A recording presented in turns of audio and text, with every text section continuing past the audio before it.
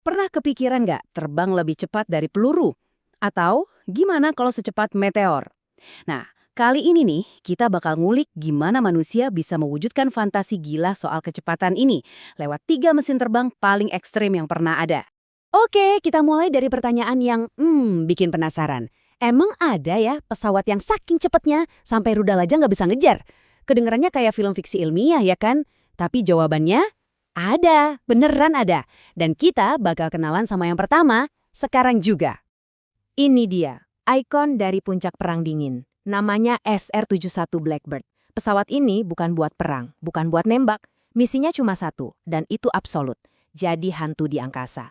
Nggak kelihatan dan yang paling penting, nggak bakal bisa dikejar. Coba deh lihat bentuknya. Setiap detailnya itu ada alasannya. Warnanya yang hitam legam itu bukan buat gaya-gayaan loh. Itu buat nyerap panas sama gelombang radar. Terus bentuknya yang kayak tombak ramping itu, tujuannya cuma satu, membelah udara, melesat sekencang-kencangnya, dan ninggalin semua ancaman jauh di belakang. Nah pertanyaannya, sekencang-kencangnya itu seberapa kencang sih? Bayangin ya, kita ngomongin kecepatan di atas 3.500 km per jam. Gila kan? Itu artinya tiap detik pesawat ini udah pindah hampir 1 km. Jadi kalau ada rudal yang ngunci, taktik pilotnya gampang banget. Gaspol dan dadah, rudalnya ketinggalan. Dan ini nih bagian paling gilanya.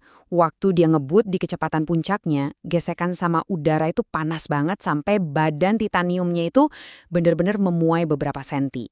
Serius, pesawat ini secara harfiah jadi lebih panjang pas lagi terbang. Kayak peluru panas yang nggak bisa dientiin sama sekali. Oke, kalau SR-71 ini tuh rajanya kecepatan di atmosfer, pesawat yang satu ini mainnya di level yang beda banget.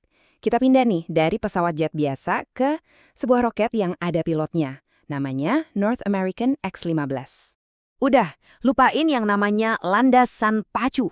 X-15 ini jujur lebih mirip roket daripada pesawat. Desainnya kecil, sayapnya pendek, ini bukan buat belok-belok lincah di udara. Tujuannya cuma satu, nembus atmosfer setipis-tipisnya dan ngebut di tempat yang cuma bisa dijangkau roket.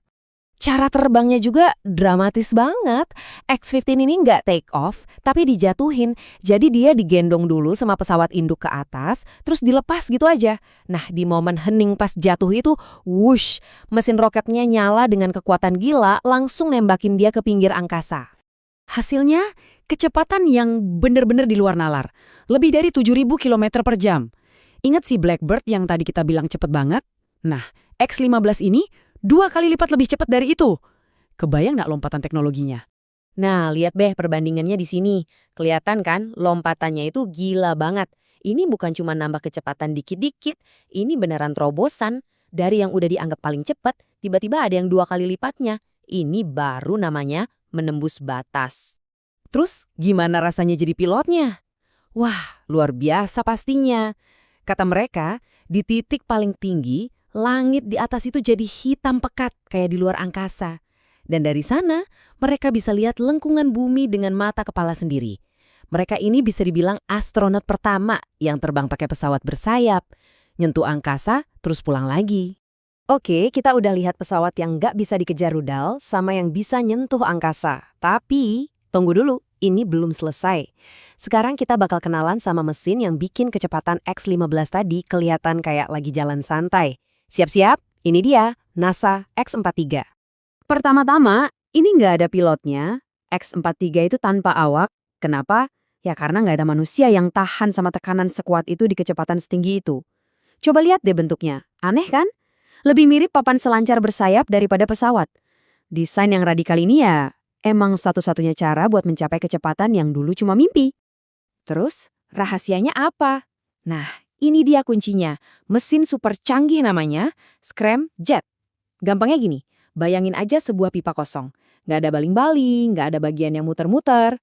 Justru, kecepatan pesawat itu sendiri yang maksa udara masuk ke dalam pipa itu, memadatkannya, terus langsung dibakar. Jadi, anehnya, makin kenceng dia jalan, mesinnya justru makin kuat. Dan kecepatan yang bisa diraih pakai teknologi ini, siap-siap ya, hampir 12.000 km per jam. Coba bayangin dulu angka itu. Itu hampir 10 kali kecepatan suara.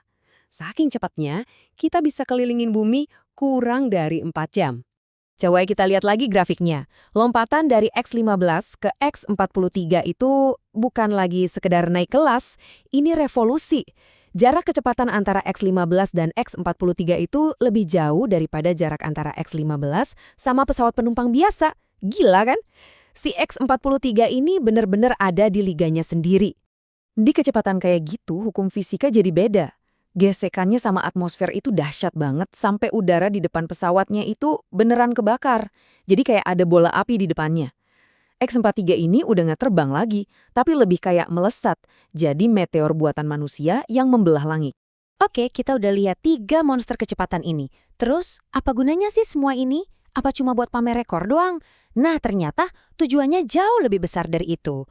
Mulai dari Blackbird yang ngajarin kita bisa lebih cepat dari rudal, terus X-15 yang buktiin kita bisa nyentuh angkasa, sampai X-43 yang nunjukin cara membakar udara, semua ini tuh bukan cuma pesawat keren.